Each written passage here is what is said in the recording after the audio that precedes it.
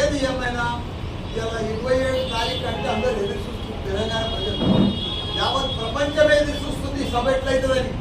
ఎందుకంటే అంత ఆకర్షణ అయిపోయింది, అంత అట్రాక్షన్ అయిపోయింది 27 తారీఖు సభ. ఎందుకు?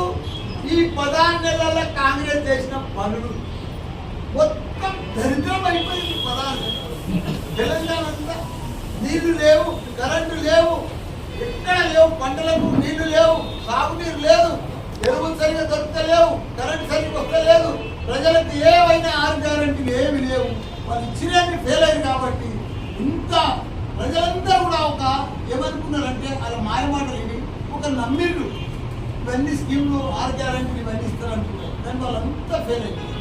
ఫెయిల్ అయిపోయాక మళ్ళా ప్రజలలో ఒక ఉద్యమం మాదిరిగా మళ్ళా మాకు కేసీఆరే కావాలి, మళ్ళా మాకు బీఆర్ఎస్ పార్టీ కావాలి, మాకు 10 ఏళ్ళు దేశంలోనే ఒక ఆదర్శ రాష్ట్రంగా తీర్చిదిద్దిండు మా కేసీఆర్ గారు అని పెద్ద ఎత్తున కేసీఆర్ మళ్ళా రావాలని ప్రజల మొత్తం ఒక ఉద్యమం మాదిరిగా వచ్చేసింది.